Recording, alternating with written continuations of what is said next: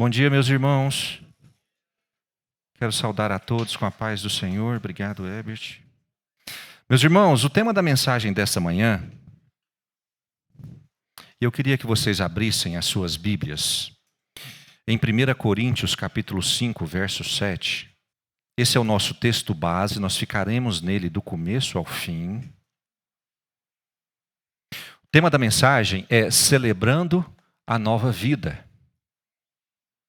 1 Coríntios, capítulo 5, versos 7 e 8.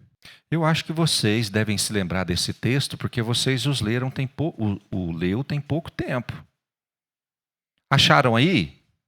Quando foi a última vez que vocês leram esses dois versículos? Pam, pararam, pararam, pararam, pararam, pararam, pararam, pararam, pararam, pararam, pararam. Parará. Quando que nós lemos esse último versículo, esses dois versículos pela última vez? Na celebração de Páscoa. Por favor, irmãos. Vamos repreender o espírito de esquecimento aí, que na semana passada a gente falou sobre ele.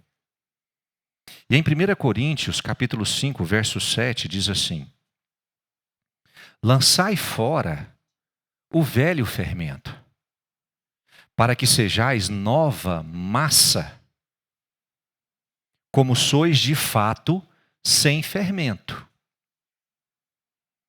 Pois também Cristo, nosso Cordeiro Pascal, foi imolado. Estão lembrando agora? No verso 8. Por isso, por ele ter sido imolado, celebremos a festa, não com o velho fermento, nem com o fermento da maldade e da malícia, e sim com os asmos da sinceridade e da verdade. Na nossa celebração de Páscoa, nós falamos sobre a Páscoa cristã, que é diferente da Páscoa judaica. Vocês se lembram disso? Na Páscoa judaica, nós temos a celebração de um sacrifício que foi feito. Vocês devem se lembrar que a gente falou que ele foi um sacrifício eventual, dizia respeito à 10ª praga. Ele foi temporário, dizia respeito a apenas uma noite. E ele foi local, porque ele dizia respeito a uma localidade, a casa, com os umbrais pintados de sangue. Eventual, temporário e local. Mas nós aprendemos também na semana passada que a nossa Páscoa não diz respeito a algo eventual, temporário, local. Porque o nosso Cordeiro Pascal foi imolado e ele venceu o último inimigo, a saber, a morte. Posso ouvir um amém? E que essa salvação promovida pelo nosso Cordeiro Pascal, ela não é casual, ela não é temporária, ela não é local, ela é eterna. O Senhor venceu a morte, assim como a morte foi vencida naquela 10ª praga, mas essa vitória sobre a morte, ela é eterna. E nós aprendemos também na semana passada que o anjo da morte passeou pelo Egito naquela noite e o anjo da morte foi vencido naquela noite, mas não queria dizer que no dia seguinte a morte não continuaria os perseguindo, só que por outros agentes. Vocês se lembram disso? A primeira perseguição de morte qual que foi? No dia seguinte, o faraó queria alcançá-los para dar tchau, para dar um beijinho de despedida. Por que o faraó queria alcançá-los? A morte continuou perseguindo. Nós aprendemos que o calor do deserto e o frio à noite os perseguia. Nós aprendemos que a falta de alimento e a falta de água os perseguia. Que os inimigos locais, inicialmente, os amalequitas, os perseguiam. Por mais que eles tivessem sido libertados da morte naquele dia, a morte continuou os perseguindo. E Deus promovia livramento. Mas nós vimos que esse livramento foi roubado de Israel. Israel conseguiu a incrível proeza de ser libertado da morte no Egito e ser condenado à morte no deserto. No deserto, eles foram condenados à morte. E nós falamos, alertamos, porque o diabo ele vem somente para... A ordem é muito importante, vocês lembram disso? Roubar. Ele quer roubar o quê? O diabo não tem interesse em te matar enquanto você é crente. Porque se ele te mata como crente, você vai para o céu. E ele não tem interesse em te perder. Então primeiro ele faz o quê? Ele rouba a sua vitória. Para depois te matar. Vocês se lembram disso, irmãos? Só que nós não falamos muito profundamente do verso 8 de 1 Coríntios. E o verso 8, ele é muito importante sobre o dia seguinte, e o seguinte, e o seguinte, e o seguinte, depois do reconhecimento da vitória sobre a morte. O verso 8 é especificamente sobre a condução da nossa vida após o reconhecimento da nossa Páscoa em Cristo. Você sabe o que Deus estabeleceu depois da Páscoa? Quem sabe? Vestibular para entrar no céu. Outra festa. A festa da Páscoa era o derramamento de sangue, os umbrais na porta, o sangue. Mas no dia seguinte, os judeus comemoram uma outra festa. Eles gostam de festa igual nós. Como se chama a festa pós-Páscoa? Tem gente que sabe e está com vergonha de falar. Festa dos pães asmos. Você sabe o que é a festa dos pães asmos? Deus estabeleceu que no dia seguinte, após a Páscoa, isso é estatuto perpétuo, essa festa deveria ser celebrada após a Páscoa. E eles celebram até hoje. Os judeus, eles se isentam completamente do fermento durante 7 dias, conforme a ordenança do Senhor. Durante 7 dias, os pães são fabricados sem fermento. E você sabe como é que os judeus chamam esses pães? Pães? É o pão sem fermento. Mas a ordenança de Deus não diz respeito a apenas retirar o fermento do pão. A ordenança de Deus manda retirar o fermento da casa. Durante 7 dias, esse fermento deve ser retirado das comidas e da casa. E depois dos 7 dias, eles podem voltar com o fermento de novo. Então, Paulo, em 1 Coríntios, capítulo 5, verso 8, ele vai estabelecer um ensinamento que diz respeito ao dia seguinte, à festa dos pães asmos. Irmãos, vamos ler juntos? Está na tela, 1 Coríntios capítulo 5, verso 8. Esse é o nosso texto base dessa manhã. Vocês conseguem ler comigo? Vocês estão enxergando lá? Parece que a letrinha está meio pequena. Vocês estão enxergando? Vamos ficar de pé, então, já que vocês estão enxergando. Paulo termina o verso 7 dizendo: pois também Cristo, nosso Cordeiro Pascal, foi imolado. Páscoa. No 8 ele vai dizer, 1, 2, 3 e... por isso, celebremos a festa, não com o velho fermento, nem com o fermento da maldade e da malícia, e sim com os asmos da sinceridade e da verdade. Vamos de novo?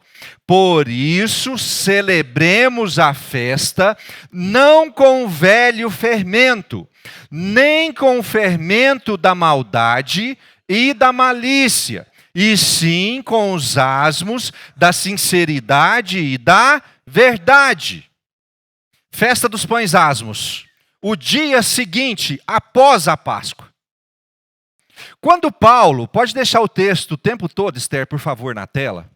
Quando Paulo fala sobre celebremos a festa, muitos consideram que o celebrar a festa, ele está dizendo especificamente sobre a festa dos pães asmos. Só que Paulo não está falando sobre a festa judaica. Porque só poderia participar da festa judaica aquele que era judeu e que havia participado da Páscoa. Só os judeus podem celebrar a Páscoa judaica.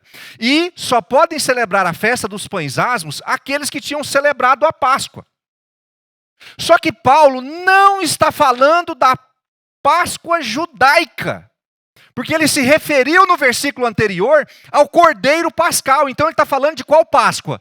Da nossa, da Páscoa cristã. Paulo não está falando aqui também sobre a Santa Ceia. Porque ele vai falar da Santa Ceia, logo em seguida ele vai instruir a igreja de Coríntios. Lembra de 1 Coríntios 11? Então isso aqui não é instrução com relação à Santa Ceia. Paulo está falando de um celebrar a festa. Irmão, o seu cordeiro pascal foi imolado. Você tem motivos para celebrar ao Senhor? Está pouco convincente o sim. Deixa eu explicar de novo. Irmão, você estava condenado à morte e ia passar a eternidade no inferno. Mas o seu cordeiro pascal foi imolado, venceu a morte e te concedeu a possibilidade de vencer a morte também.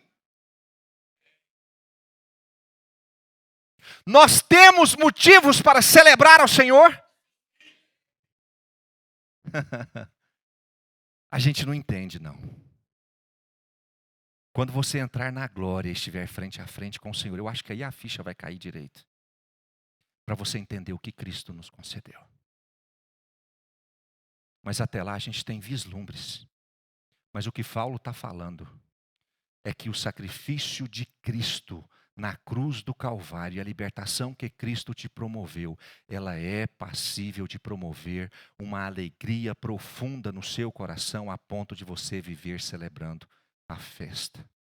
É isso. Muitas pessoas passam a vida cristã sem entender profundamente o que é ser livre em Cristo. Consideram a vida cristã como uma vida de penitência. Um conjunto de coisas das quais você não pode fazer. Para essa falta de entendimento, a vida cristã ela é só um conjunto de regras falando para você, você não pode, você não pode, você não pode, você não pode.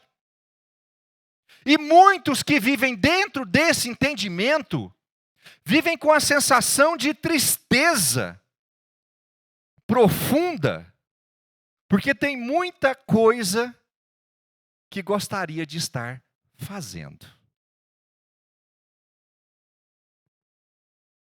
Quem aqui gostava de tomar uma cajibrina? Quem? Quem aí?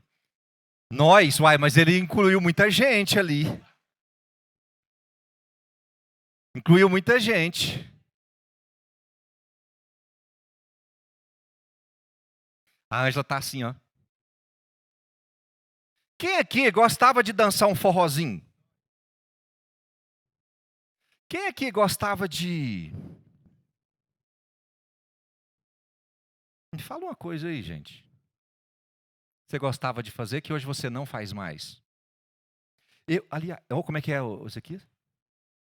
Contar uma mentirinha. Não, de vez em quando é bom. Falar da vida dos outros. Ou então como eu sempre fui um garanhão, a beleza faz parte da minha essência. Namorar várias meninas. Coisas que na velha vida eu fazia com normalidade. Eu considero que a minha vida em Cristo, ela passa de um conjunto de coisas que eu não devo fazer, e esse conjunto de coisas passam a exercer sobre mim um peso de tristeza e deficiência. Tem gente que leva a vida com Cristo como se estivesse num velório. Eu não posso, eu não posso, eu não posso, eu não posso. E aquela dor, aquele sofrimento, irmão. Paulo está dizendo que a sua vida em Cristo é uma festa, porque o Cordeiro de Deus conquistou a morte e ressuscitou. Celebre a festa. Está na tela, não precisam abrir. Olha o que Jesus diz em João 16, 21. A mulher, quando está para dar à luz, tem tristeza, porque a sua hora é chegada. Está falando da sua hora, é eventual, temporária e local. Mas depois de nascido o menino, já não se lembra da aflição, pelo prazer que tem de ter nascido ao mundo um homem.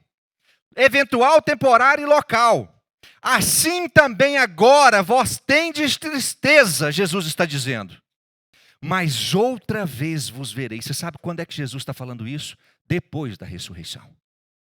Mas outra vez vos verei após a vitória.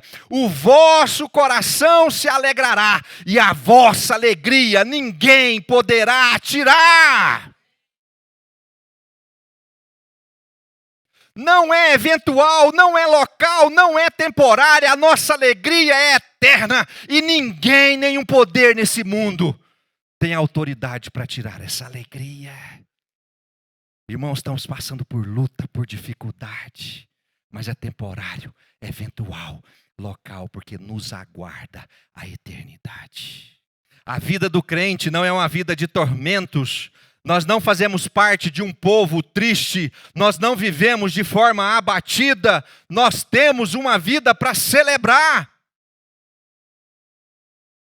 Tem gente que acha que vida de crente é igual torcer para time de futebol. É a maior montanha-russa que eu conheço. Porque hoje ganha, amanhã perde. Hoje ganha, você está como? Não, o Vasco é só que assim. O Vasco não é montanha-russa, eu já me acostumei. O Vasco, eu não faço parte desse sofrimento, não. O meu é uma linha reta. Mas tem gente que acha que viver Cristo é igual torcer para time. Alegria hoje, amanhã eu já não estou alegre. Alegria hoje, amanhã eu já não estou alegre. Alegria, irmão, a nossa alegria ninguém pode roubar. Pode as coisas estarem ruindo ao nosso redor. Mas para nós o viver é Cristo e o morrer é lucro. É uma alegria que ninguém pode roubar. Ninguém pode roubar. Posso ouvir um amém?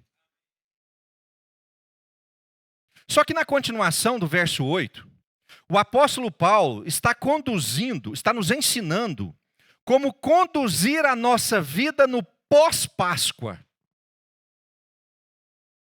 E lá ele estabelece o que nós não devemos fazer, ou estabelece a forma como nós não devemos viver sob esse sacrifício, e a forma como devemos viver sob esse sacrifício.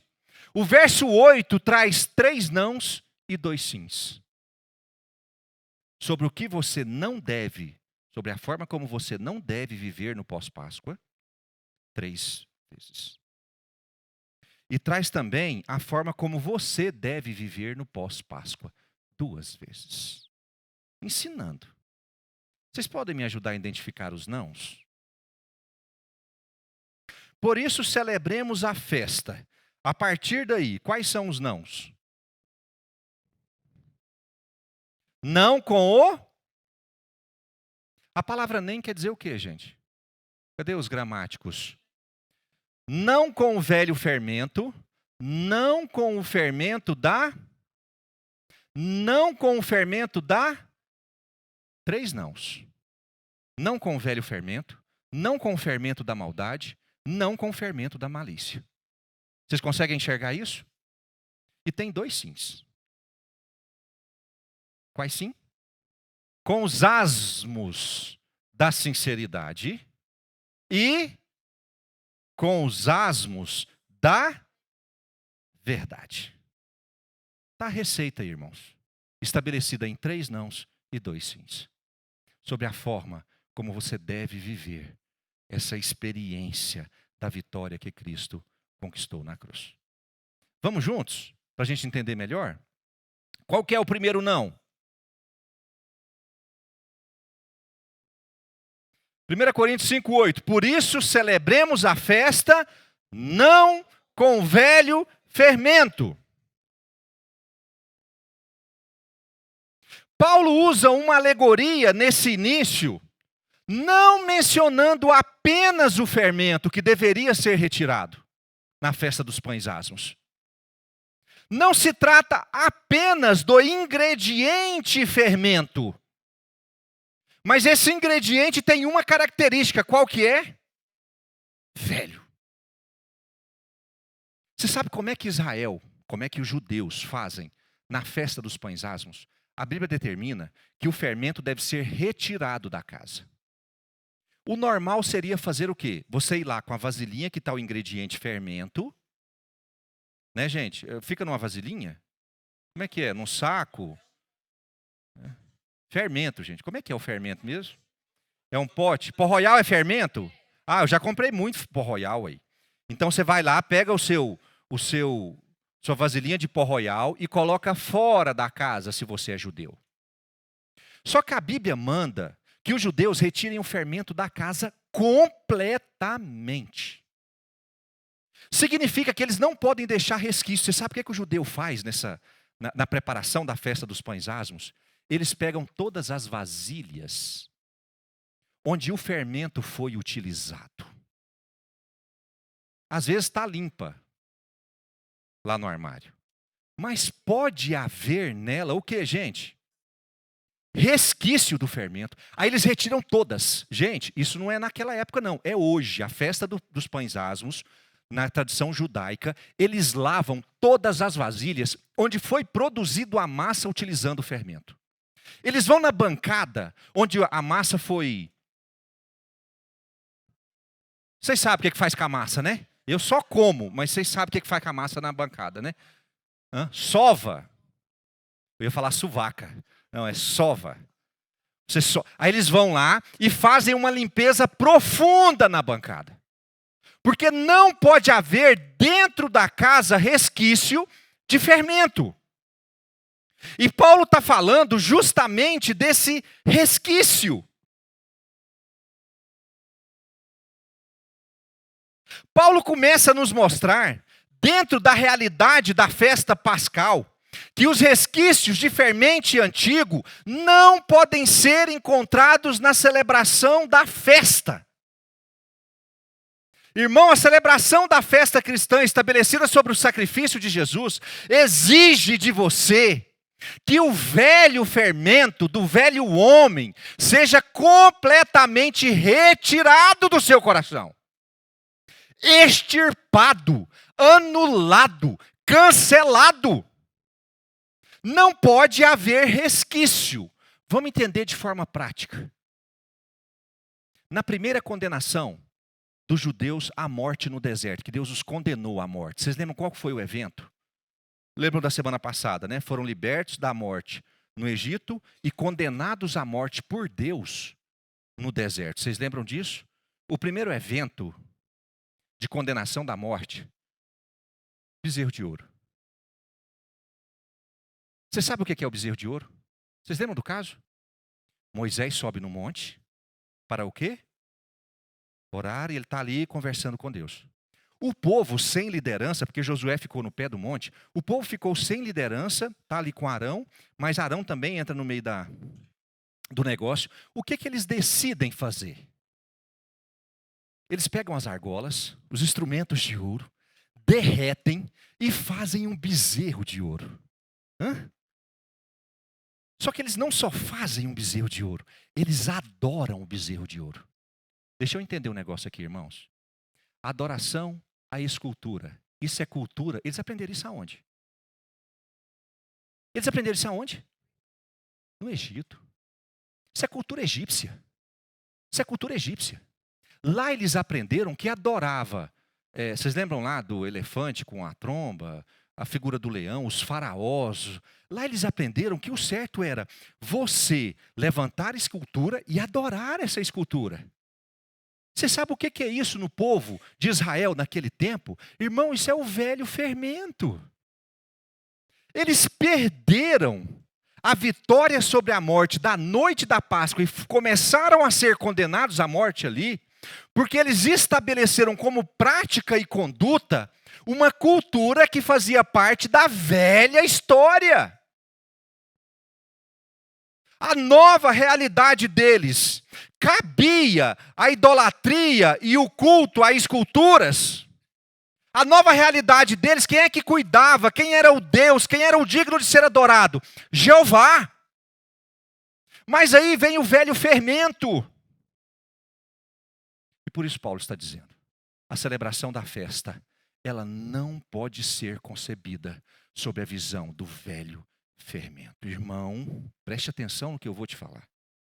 A celebração da festa da vitória em Cristo vai exigir de você que você abandone as velhas práticas do tempo que você era escravo no Egito e estava condenado à morte. Novo homem exige novas condutas. Diga para a pessoa que está do seu lado. Novo homem exige novas o quê, gente? Israel foi condenado à morte porque estavam inseridos dentro de uma nova realidade, uma festa de celebração, mas totalmente tomados de desejos e condutas daquilo que eles haviam vivido no Egito. O povo toda hora, gente, a hora que eles iam comer, nossa, que saudade do peixe do Egito. Nossa, no Egito nós tínhamos, aí fala o nome daquelas verduras horrorosas lá, os trem ruim, as frutas. No Egito nós tínhamos isso, no Egito nós tínhamos aquilo. Gente, você sabe o que é isso? Isso é resquício do velho fermento no coração de um povo que está vivendo uma nova realidade. Tem conduta sua, que você vivia como velho homem, que não deve ser concebida nesse novo momento, no novo homem. A Bíblia fala que beber é pecado? Algum lugar da Bíblia fala que beber é pecado? Pecado é o que, irmão? É embriagar. É embriagar. Você sabe?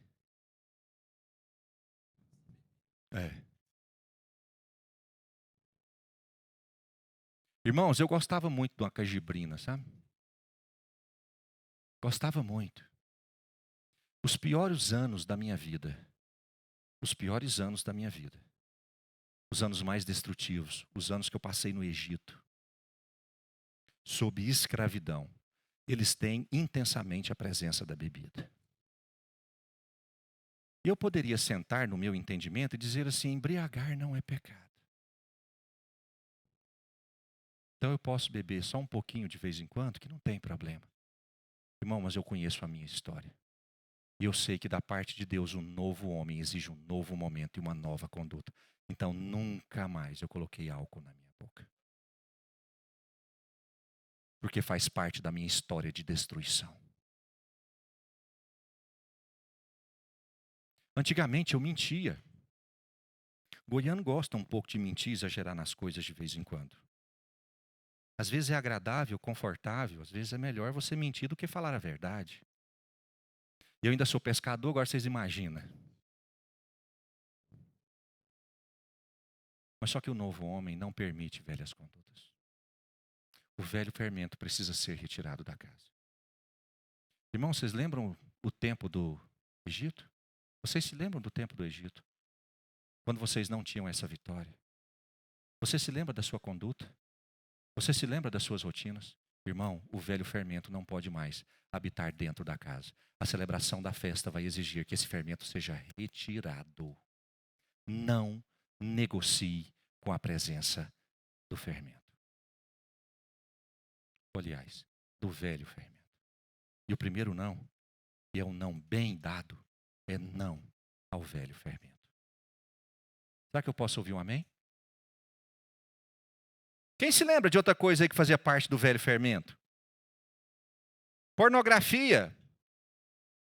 Fazia parte do velho fermento? Levante a mão para quem fazia parte. De vez em quando eu posso ver um trenzinho ou outro. que mais, gente? O que fazia parte do seu velho fermento aí? Adultério? Ah, pastor, mas Moisés celebrava a Páscoa e ele permitia o divórcio e várias mulheres. Davi tinha várias, Salomão tinha quase 1000. Irmãos, a nossa Páscoa é a Páscoa em Cristo, não é a Páscoa judaica. A Páscoa em Cristo exige que o velho fermento seja retirado. Vocês lembram de mais alguma coisa e querem falar? Desonestidade. Ira.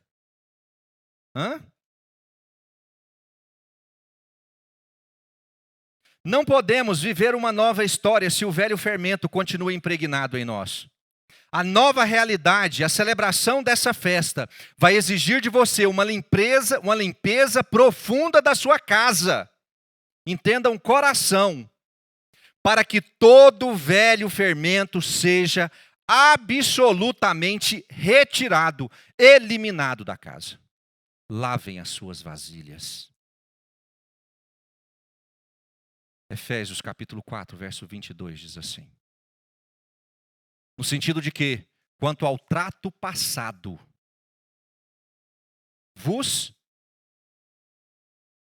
quem sabe o que é despojar? Tirar. No sentido de que, quanto ao trato passado, quanto ao meu tempo no Egito, vos despojeis do velho homem que se corrompe segundo as concupiscências do engano, e vos renoveis no espírito do vosso entendimento. E por isso a explicação aqui foi muito importante. Irmão, inicialmente você precisa entender que a conduta do velho homem não cabe na conduta do novo homem. E vos renoveis no espírito do vosso entendimento, e vos revistais do novo homem. Diga para a pessoa que está do seu lado. Vos revistais. Se for mulher, pode falar, da nova mulher. E se for todes, fala do novo homem, se for homem, da nova mulher, se for mulher. E vos revistais do novo homem, criado segundo Deus, em justiça e retidão, procedentes da verdade. Louvado seja o Senhor. Vos revistais do novo homem. Qual que é o segundo não, irmão? O fermento da... Por isso celebremos a festa não com o velho fermento, nem com o fermento da maldade. O nem aí está sobrepondo, não com o fermento da maldade. Maldade no texto vem do grego kakia, que quer dizer mal físico. Não se trata apenas de uma intenção, mas é a execução. É o mal palpável, é o mal consumado, é o mal feito. No ato da condenação da morte àquela geração, aí nós saímos lá do bezerro de ouro e vamos ao momento onde Deus condena a geração inteira a morrer no deserto. Aí eles foram condenados à morte no deserto. Vocês lembram quando foi? Quando é que Deus condenou todo o povo à morte? Ninguém vai entrar na terra prometida dessa geração, todos vão morrer no deserto. Vocês se lembram quando foi? No evento dos espias, vocês se lembram disso? Vocês se lembram disso? Os espias, estima-se que Israel chegou na terra prometida entre 6 meses e 2 anos depois da saída do Egito. Eles chegaram à porta da terra prometida. Não eram 40 anos. Eles ficaram andando em círculos no deserto.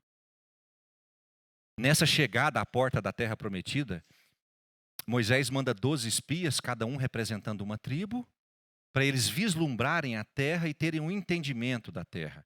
Esses espias voltam com o relatório, 10 deles com o relatório, aliás, todos eles com o relatório de que a terra é aquilo que Deus prometeu, a terra mana leite e mel, é a terra prometida. Então eles estavam em consenso, unanimidade, que era a terra prometida. Mas só que 10 deles falavam que a terra prometida estava habitada. E falavam que estavam habitadas por gigantes. Estava habitada por gigantes. E que se o povo entrasse na terra prometida, eles seriam esmagados, destruídos. Com exceção de Josué e Calebe, que disse o quê? O Deus que nos ajudou antes vai continuar nos ajudando e esse povo será como pão nas nossas mãos. Mas aí você sabe o que aconteceu, gente? O povo se revoltou com Josué e Calebe. E eles se prontificaram a apedrejá-lo. Foram lá para matar os dois apedrejados.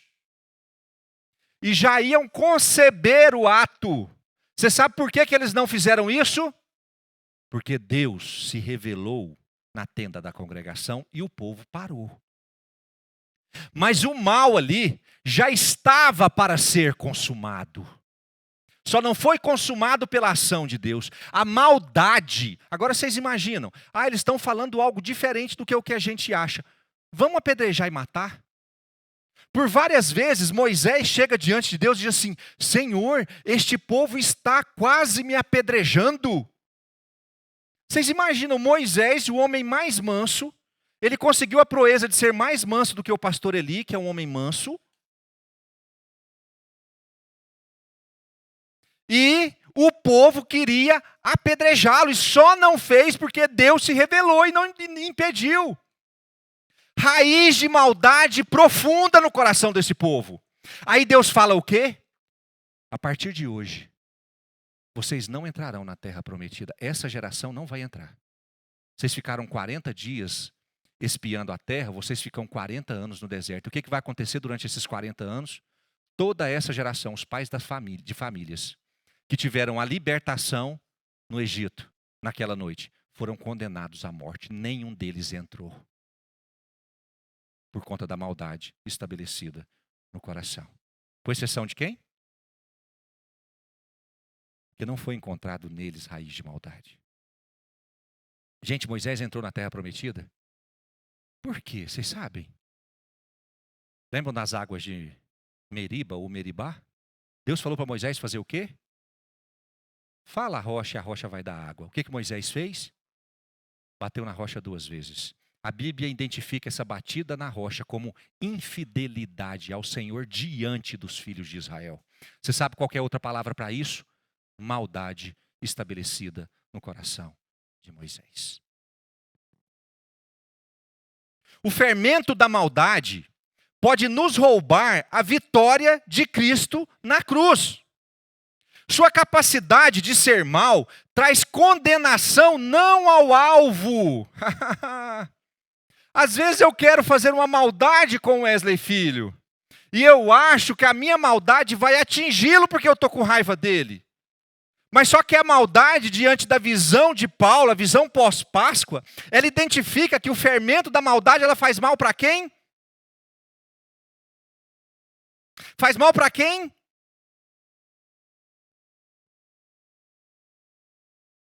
Quando Deus decidiu destruir a humanidade com o dilúvio, você sabe por que Deus decidiu destruir a humanidade? Você sabe qual palavra que Deus usa? A maldade do homem havia se multiplicado. A raiz é a mesma que Paulo usa. Deus destruiu o mundo e manteve só Noé, porque a maldade do homem havia se multiplicado. A presença da maldade no coração do homem é a mais pura constatação da ausência de Deus. Onde a maldade está, Deus não está. Porque Ele é perfeitamente bom. Se no seu coração habita a maldade, Deus é impedido de estar nele. Porque Ele é puro, essencialmente, exclusivamente, completamente bom.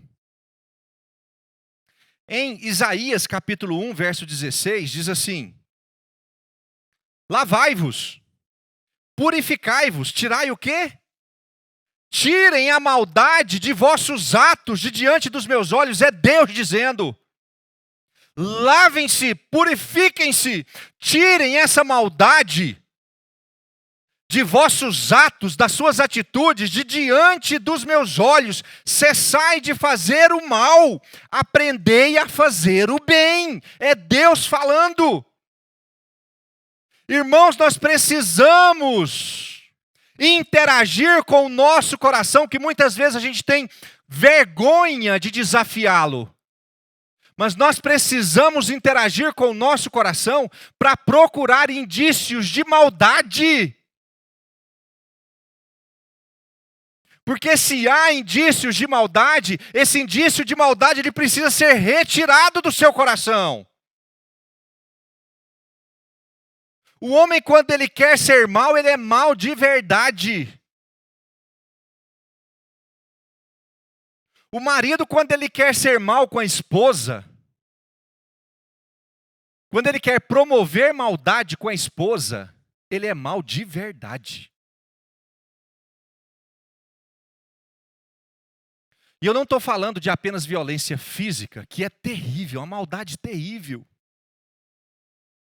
Estou falando de violência psicológica, de violência moral, de violência verbal.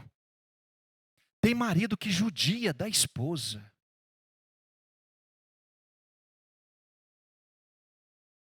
Maridos, levante a mão. Deixa eu ver quem é marido aqui. Levante a mão. Fica a mão levantada. Deixa eu ver no vídeo.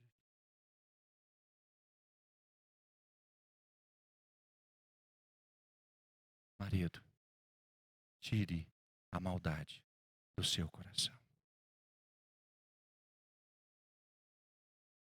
As esposas. Aí o trem fica difícil mesmo. Porque a mulher, quando quer ser má,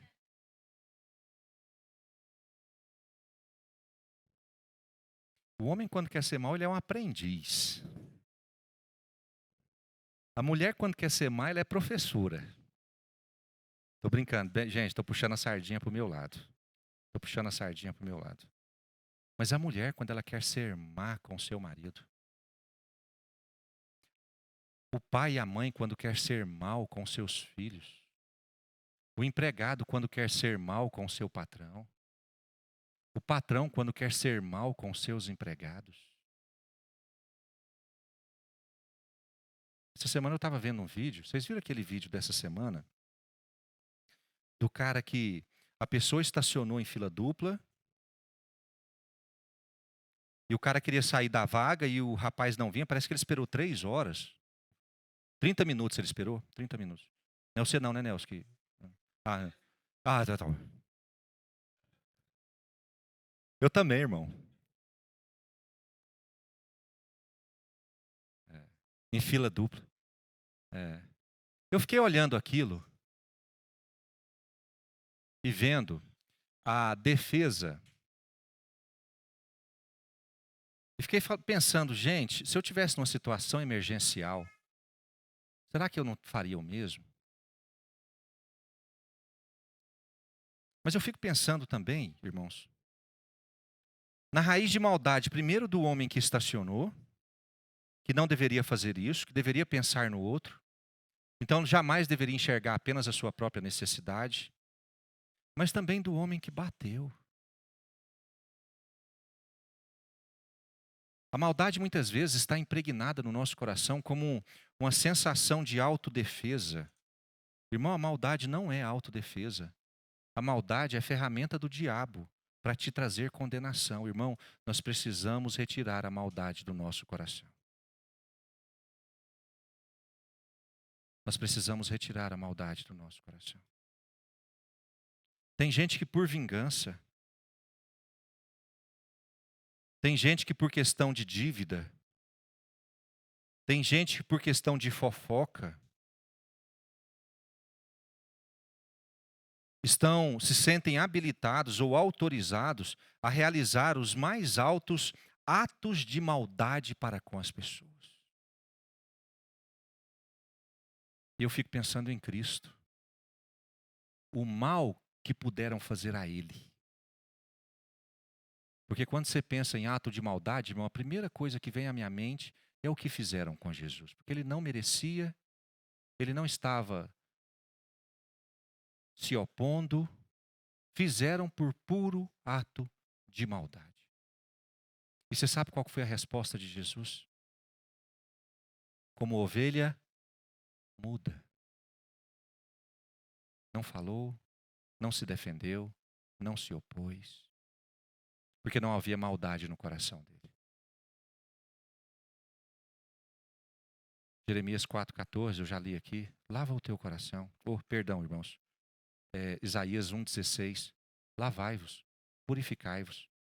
Tirai a maldade de vossos atos de diante dos meus olhos. Parem de fazer o mal. Você está judiando do seu cônjuge? Você está judiando dos seus filhos? Você está judiando dos seus parentes?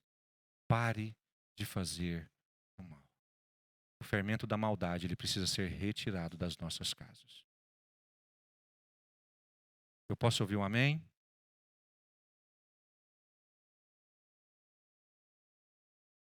O terceiro e último não, qual que é, gente? No 1 Coríntios capítulo 5, verso... O fermento da... Por isso celebremos a festa, não com o velho fermento, nem com o fermento da maldade, e nem com o fermento da malícia. A palavra grega para malícia nesse texto é poneria, que se trata de propósitos e desejos maus. É uma inclinação para o mal, uma intenção maldosa. Enquanto a maldade é o ato consumado, a malícia é a predisposição, voltada à intenção.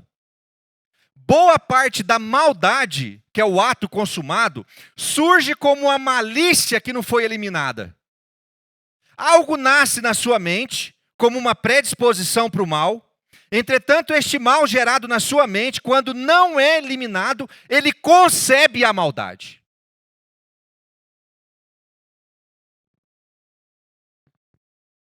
Adultério é uma maldade com o cônjuge? Geralmente o adultério não nasce sem ter sido concebido antes. Ele começa na mente do homem e da mulher como uma simples malícia. Um desejo, um intento. Só que quando essa malícia chega, o fermento da malícia está depositado, a pessoa, sem notar às vezes, ou às vezes alimentando, ela vai concebendo, gestacionando um ato de maldade. Não aconteceu, mas ela já está concebendo mentalmente a concepção daquele ato. E você sabe o que Paulo está dizendo? Para que a gente se livre do fermento da malícia. Jesus diz assim: o olhar para uma mulher com intenção impura já... O ato está consumado? Houve a maldade? Você sabe o que aconteceu? Aconteceu a malícia. A malícia entrou. E nós precisamos aprender a matar as raízes de malícia já no início, não deixar ela gestacionar. Sabe quando uma erva daninha está logo ali no começo? Você tem ali uma plantação bonita. Eu tenho lá em casa um pé de amora, bonito, e nascem as ervas daninhas, que é os matim, que não presta para nada. O que você tem que fazer com esse matim? Gente, se o matim tiver 3 centímetros, é fácil de arrancar. Como é que você arranca? Ó. E se o matim tiver 2 metros? Lá em casa eu plantei um pé de carambola. Eu e a Fernanda, nós fomos muito inocentes. A nossa carambola, no começo, aquela árvore pequenininha, bonita. Gente, ela foi crescendo, crescendo, crescendo, crescendo. E ela passou a ser uma árvore grandona, gigante. Lá da sua casa você via meu pé de carambola. O pezão de carambola. Eu falei, meu Deus do céu, isso era para ser miniatura. Aí nós fomos arrancar o pé de carambola. Eu cheguei lá, irmão, fiz assim. Ele lá com 3 anos de vida. Você sabe como é que teve que arrancar o pé de carambola? E eu quase fiz um móvel com a lenha, tanta lenha que tinha. Sujou a parede, arrebentou minha cerca, o chão, da raiz. Trincou a parede? É isso que é. Irmão, dá muito mais trabalho você acabar com uma erva daninha depois de 2 anos do que quando ela tem 2 dias. Você sabe qual que é o nosso problema? É que a gente vai brincando com a malícia, sem tomar a atitude de arrancá-la logo. Fábio, você é casado, passou uma mulher perto de você, e ela fez assim para você, ó. As mulheres hoje fazem assim ainda? Ou é assim?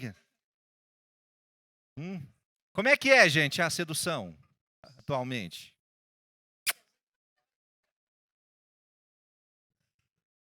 Levanta assim o... Passa uma mulher perto de você, bonita, e te dá uma piscadinha. Qual que é? Nós temos aí, irmãos, 3 segundos para a semente germinar.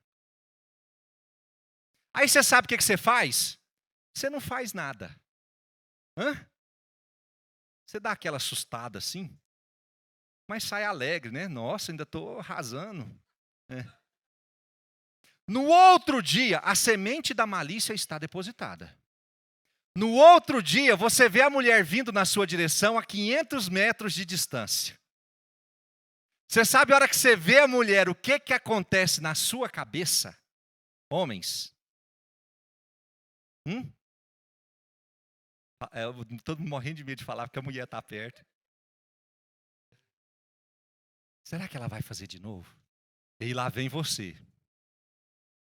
Crente, sangue de Jesus tem poder, sangue de Jesus tem poder. A mulher passa. E você? Você sabe o que isso está fazendo, gente? Isso está concebendo, gestacionando a maldade. Ela já é o fermento da malícia. Ela já é o pecado. Nesse momento, você sabe o que o Fábio tinha que fazer nesse momento? Ele tinha que olhar para ela e falar assim: te repreendo em nome de Jesus, Satanás. Você cogita das coisas do mundo, eu cogito das de Deus. Na hora, o Fábio deveria olhar para ela e falar assim aqui, ó: eu sou casado e eu não te dei essa liberdade. Você sabe o que é isso? Você sabe o que vai acontecer com a mulher no outro dia vendo ele a 500 metros de distância? Ou ela vai sair da direção dele, porque ela não encontrou o acesso que ela queria, ou o Fábio já vai olhar para ela e falar assim: hoje eu vou dar a pancada mais firme, deixa ela fazer de novo para ela ver. Hoje eu vou. Já corta a malícia. Tem gente brincando com estruturas, achando que não faz mal, mas o simples fato de existir a malícia já é o pecado. Irmão, não conceba malícia para virar maldade. Tem gente que vai no caminho do adultério e quando ele vai lembrar como começou, ele vai lembrar como um simples ato que não foi extirpado no tempo devido. Fermento da malícia. Posso ouvir um amém?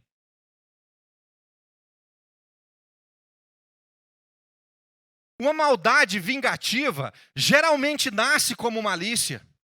Tem gente que não vê a hora de devolver a afronta a que foi submetido. E tá, ó, malícia. Tem gente, o meu vizinho jogou o lixo na minha porta. Você olha aquilo, fica nervoso, e você fala: no próxima vez que jogar lixo na minha porta, eu vou pegar o lixo e vou jogar na porta dele. Você sabe o que é isso? A maquinação da malícia. Logo, meu irmão, está você com um saquinho de lixo fazendo assim, ó, no vizinho. Maldade concebida, mas ela começa como malícia. Ela precisa ser extirpada. Tem gente que não pode acessar determinados sites ou vislumbrar determinadas imagens, que a malícia já cresce na mente dele com relação à pornografia. Irmão, você precisa extirpar o acesso. Matar enquanto é ainda uma erva bem pequenininha, que você arranca fácil. Porque no dia que essa erva crescer e virar uma fortaleza, o trabalho vai ser muito maior. Extingam as ervas daninhas. Tem homem que se acha na liberdade de dar carona, homem casado que se acha na liberdade de dar carona para a mulher, para outra mulher. Ai, pastor, o senhor é muito fraco. Eu não tenho esse problema. Irmão, não brinque com a malícia. O fermento da malícia deve ser extirpado. Homem casado não tem amiga mulher. Também acho, Sarinha, né? Mulher casada não tem amigo homem. Posso ouvir um amém?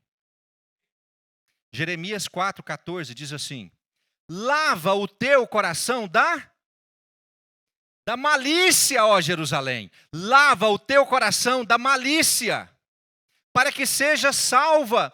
Até quando? Olha que palavra interessante que a Bíblia diz. Até quando hospedarás contigo os teus maus pensamentos? Que palavra maravilhosa. Se você hospeda maus pensamentos, você sabe o que você precisa fazer com ele? Despejar.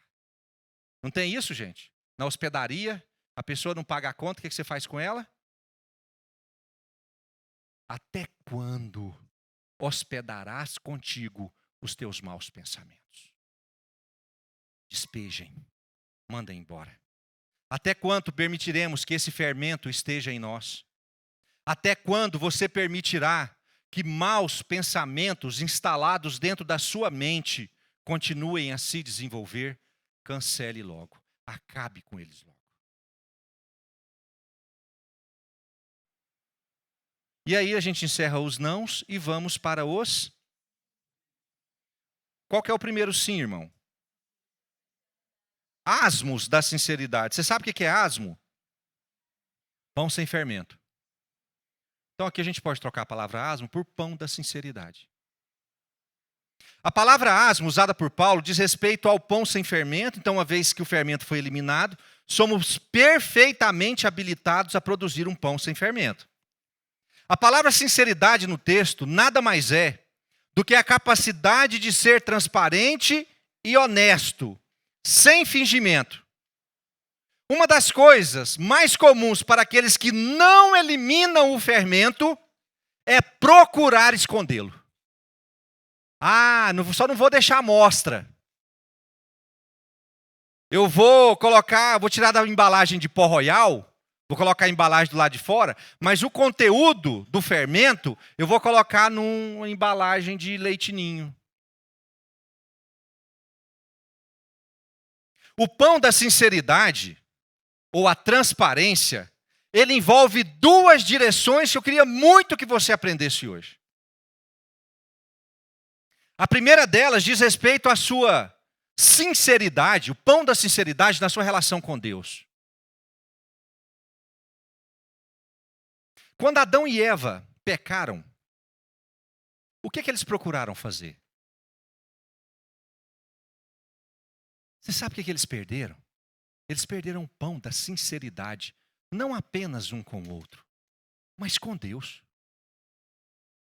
Quando a gente estabelece fermento da maldade, fermento da malícia ou o velho fermento dentro do nosso coração, a gente tem uma tendência natural a quebrar o nosso senso de relacionamento para com Deus. Nós nos escondemos dele. Esfria a nossa fé, esfria o nosso contato, esfria a nossa participação na igreja, esfria a nossa participação na célula, esfria a leitura da Bíblia, esfria a oração. A gente meio na ausência ali da transparência para com Deus, é como se a gente procurasse se esconder dele. Por mais que Deus te conheça, e Ele te conhece intensamente, Deus quer manter uma relação de intimidade com você. E só existe relação de intimidade se houver sinceridade.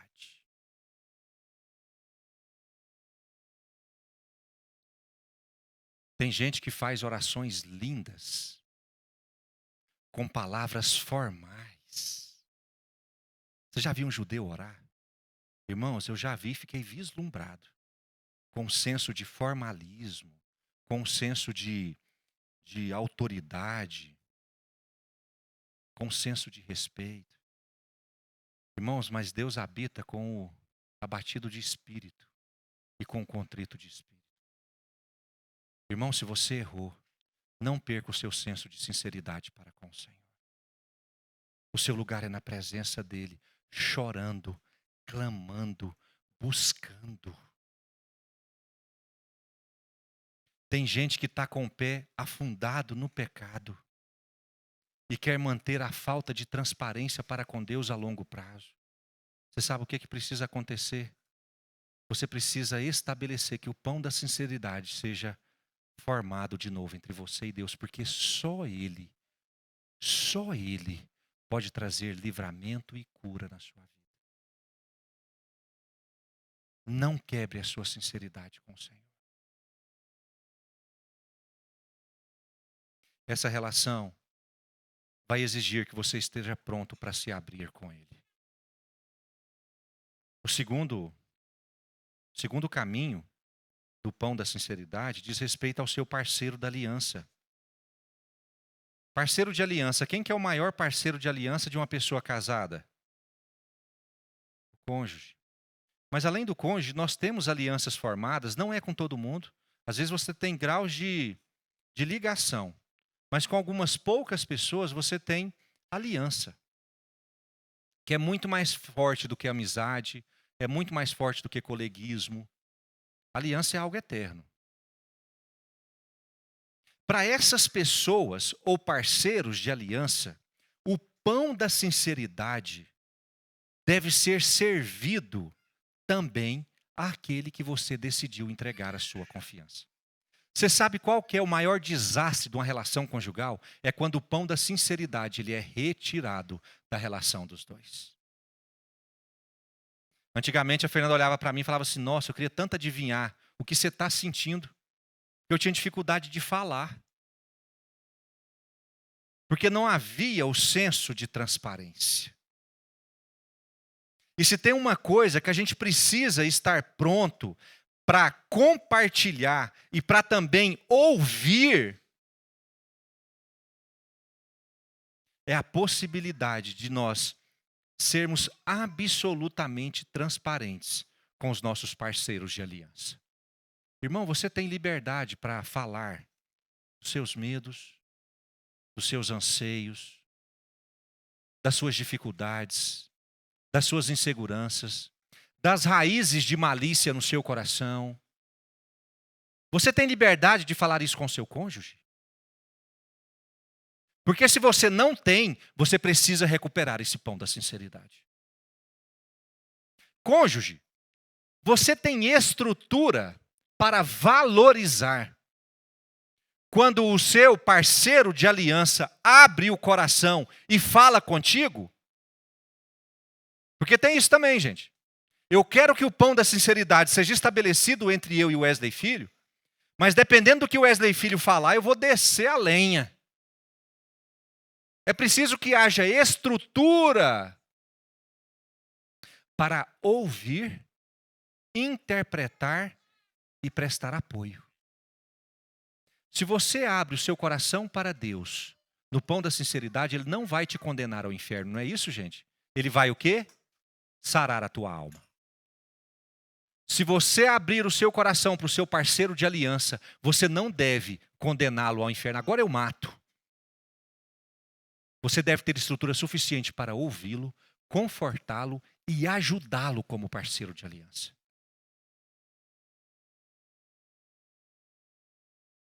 Salmo 101, verso 2, diz assim, está na tela.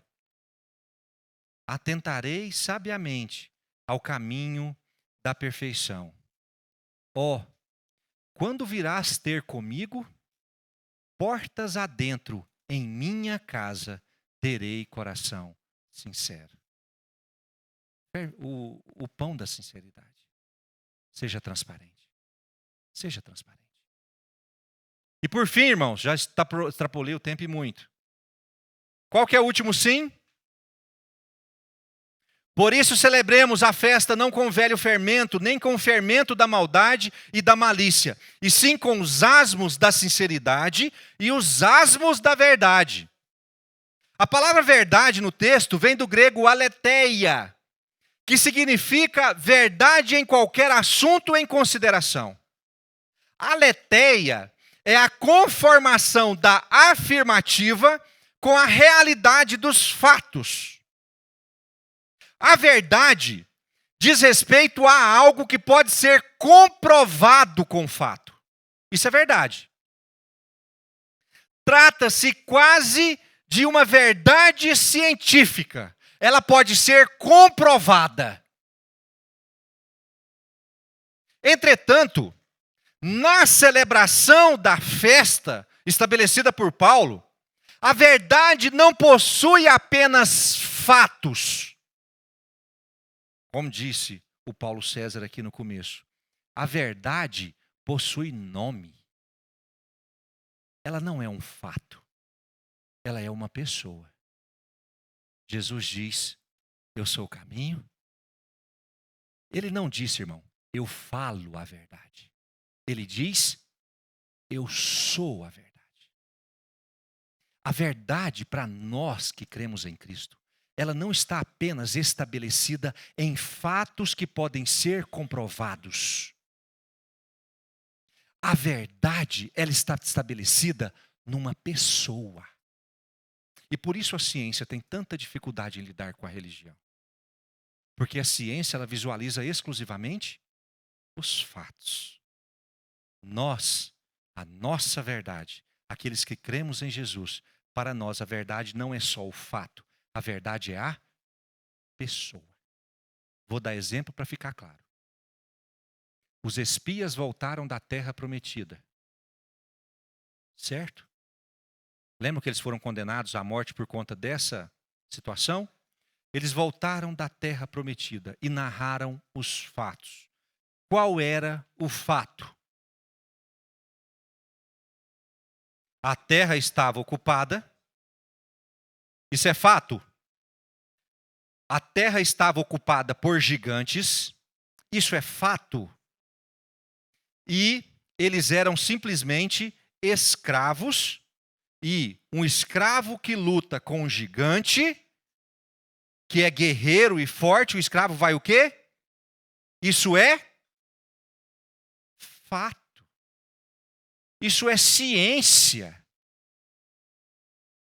Eles olharam o tamanho dos homens, viram os exércitos, passaram 40 dias olhando. Quando eles voltaram para Israel, eles chegam lá, vê aquele monte de mulambento, que só aprendeu a vida inteira a ser escravo, nasceu escravo, o pai era escravo, só sabia obedecer, não sabia manejar uma espada, pastor Eli. Eles não sabiam manejar uma adaga, uma faca, não sabia. Gente, isso é ciência. Se nós lutarmos contra eles, nós vamos. Isso é ciência, análise de fatos que podem ser comprovados. Contra fatos, não há argumentos. Irmão, só que a verdade para nós, que recebemos a vitória de Cristo na cruz, ela não se estabelece sobre fatos. Ela estabelece sobre a pessoa. Vocês sabem por que eles receberam condenação? Porque eles só visualizaram os fatos e se esqueceram da pessoa. Aí está Deus lá atrás, eu estou aqui. Eu estou aqui.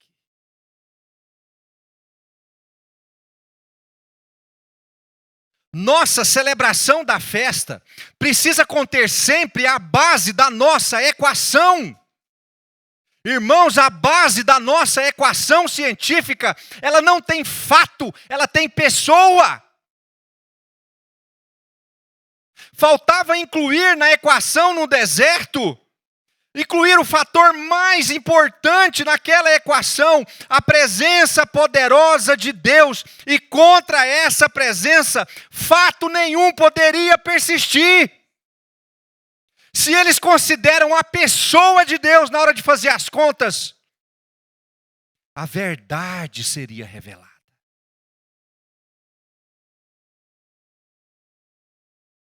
E aí, irmãos, A gente tem essa terrível mania de querer fazer cálculos da vida baseado exclusivamente em fatos. Aí chega uma pessoa em mim, Paulo César, e diz assim: pastor, eu decidi que vou me divorciar. E aí ele vai me dar os argumentos, os fatos. E aí ele me dá o argumento, o fato, explica. E aí eu fico pensando, se eu considerar nessa equação apenas o fato, o que está acontecendo, a argumentação, talvez eu concorde com ele. Você realmente precisa divorciar. Mas quando eu pego nessa conta e nessa decisão e coloco a pessoa de Cristo,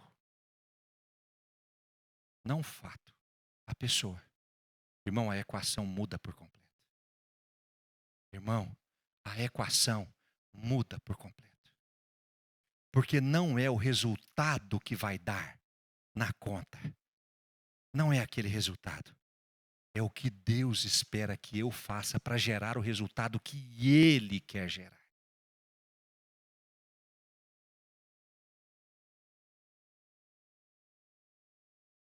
A verdade científica, ela tem valor, desde que ela esteja acompanhada da presença da pessoa. Ah, pastor, eu quero mudar de emprego. Certa vez o irmão chegou em mim e falou assim: pastor,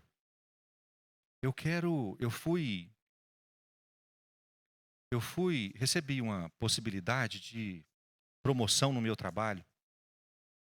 Recebi a possibilidade de promoção no meu trabalho. Vou ser reconhecido entre a direção. Vou receber mais. Isso é bom, gente? Vou ganhar mais dinheiro. Vou ter o reconhecimento. Vou progredir na minha carreira dentro da profissão que eu escolhi. Gente, a decisão está fácil de tomar aí? Qual que é a decisão? Dar o quê? Um sim. Porque está fácil demais, é só coisa boa. Mas aí, irmãos, entra na equação a presença de Jesus. E aí ele me diz assim: pastor, mas se eu aceitar, eu não vou ter mais tempo para minha esposa, eu não vou ter mais tempo para os meus filhos, e eu não vou ter mais tempo para o meu ministério. E por isso, pastor, eu decidi que a resposta é não. Se pega uma pessoa que não conhece a Jesus olhando essa equação, ele fala: vai ser burra assim lá na China. Uma oportunidade dessa. Mas para quem conhece a Jesus, sabe que na equação a decisão é certa. Porque ele não está escolhendo por uma carreira, ele está escolhendo por uma pessoa. Escolha por Jesus.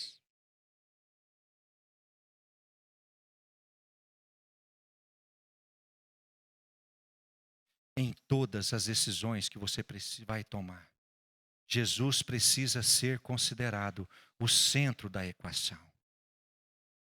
O próximo passo deve ser calculado considerando o que Ele deseja de nós naquela situação. Você sabe qual foi o erro dos espias naquele dia? Gente, espia serve para quê?